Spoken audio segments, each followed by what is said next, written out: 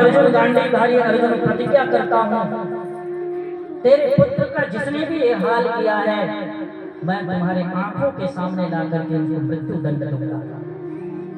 अर्जुन प्रतिज्ञा कर बैठे। प्रतिज्ञा करके भगवान के साथ में अर्जुन जो है अश्वत्थामा को ढूंढने के लिए निकल चले।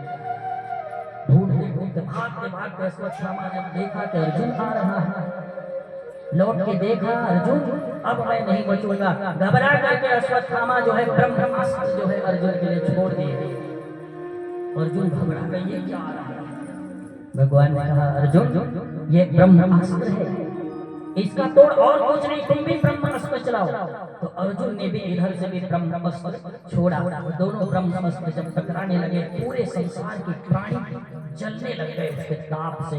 भगवान ने कहा अर्जुन शांत करो अश्वत्थामा को। दोनों जो है ब्रह्मास्त्र जो छोड़े थे अश्वत्थामा का भी अपना दोनों ब्रह्मास्त्र अर्जुन ने शांत किया और दौड़ करके अश्वत्थामा को पकड़ करके रस्सी से बांध के रथ में लाके पटक दिया।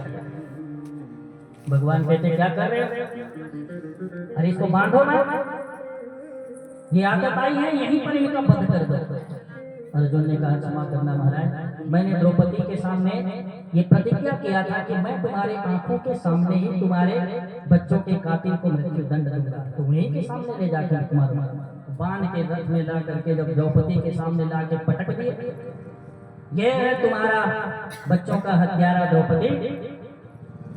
और जैसे द्रौपदी आकर के देखा, जैसे अश्वत्थामा के चेहरे को देखा तो द्रौपदी के आंख के आंसू और बढ़ गए और कहने लगे ओहो मुच्यता मुच्यता मेष ब्राह्मणो नितरां गुरु।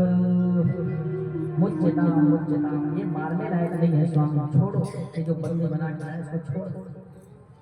अर्जुन के आश्चर्य का पारा द्रौपदी यही हत्यारा तुम्हारे पांचों बेटों का सिर काटा है, ये वही है, इनको मृत्यु दंड दूंगा।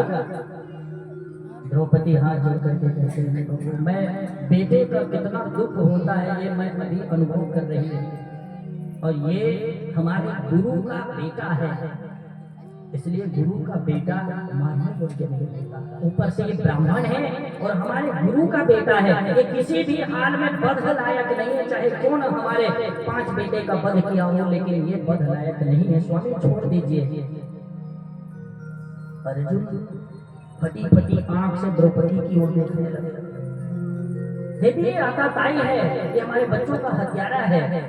मैं जानती हूँ प्रभु ये हत्यारा है, फिर भी जो पीड़ा मुझे हो रही है बच्चों की, यही पीड़ा इनकी माँ हमारे गुरु माता को भी होगी। जो पीड़ा मुझे हो रही है गुरु माता, एक तो हमारे गुरु माता हमारे गुरु जी द्रोणाचार्य युद्ध में मारे गए हैं, उनके पति भी नहीं और बच्चे भी उनके मर जाएंगे, तो किसके सहारे जीवित रहेंगे? इसलिए इसको छोड़ दीजिए। द्रौपदी के स्वर में स्वर मिलाते हुए युधिष्ठिर भी एक स्वर से कहता अर्जुन द्रौपदी ठीक कह रही है, ये वध लायक नहीं है, ये हमारे गुरु जी का बेटा है। भीमसेन आंखें लाल करते हुए अपने गदा को दिखाते हुए कहता है कि तुम सब लोग इस दुष्ट को छोड़ोगे तो छोड़ दोगे, लेकिन मेरी गदा से बचने वाला नहीं है। भीम के स्वर में स्वर मिलाते हुए अर्जुन कहता है मैं ठीक कहता है बड़े भैया, मैंने भी प्रतिज्ञा की है इन बच्चों के हत्यारा को द्रौपदी के सामने मृत्यु दंड दूंगा, इसलिए इसको छोड़ नहीं सकता। अब द्वंद पैदा हो गए, मार दिया जाए कि छोड़ दिया जाए। अब द्रौपदी और युधिष्ठिर कहते हैं कि छोड़ दिया जाए, और भीम और अर्जुन कहते हैं कि नहीं, किसी भी हालत में इसको छोड़ा ना जाए।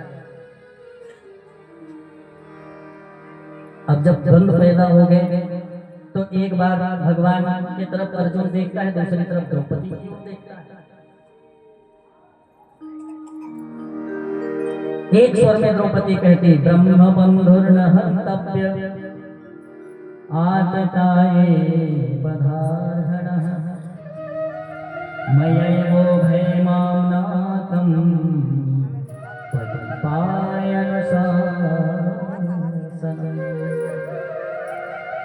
हे माधव, हे ठाकुर जी महाराज, अब आप ही समस्या का हल करो। भगवान कृष्ण वहीं खड़े थे, उन्हीं के चरणों में अर्जुन कहने लगे कि मेरी प्रतिज्ञा का क्या होगा प्रभु? इधर बड़े भैया और द्रौपदी कहते हैं कि मत मारो।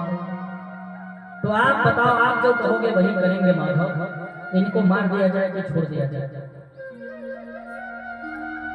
तो कृष्ण जी कहते हैं कि ब्रह्म बंधु न हंतव्य, नियम ये कहता है अर्जुन, वेद नीति ये कहता है कि ब्रह्म बंधु न हंतव्य। गुरु जी का बेटा ब्राह्मण है, इसलिए बदलायक नहीं है, इसकी पद उचित नहीं है। और दूसरी बात फिर से कहता है कि आतताई बधारहणा, ये आतताई है और इसका वध भी उसी स्थल में हो जाना चाहिए। नियम तो ये कहता है कि ब्राह्मण का बेटा है, मारना नहीं चाहिए, और नियम ये भी कहता है कि आतताई को छोड़ना नहीं चाहिए। अर्जुन कहता है जय हो टेढ़ी टांग वाले, आप जब बोलते हो टेढ़ा मेढ़ा बोलते हो, आपका बोलना टेढ़ा, खड़ा होना टेढ़ा, रेंगना। अरे एक बात बताओ ना भाई, मार दिया जाए कि छोड़ दिया जाए? भगवान कहते हैं हम तो वहीं पर कहे अर्जुन की मार दो, आप नहीं बांध के ले आए, अब समस्या खड़ी हो गई।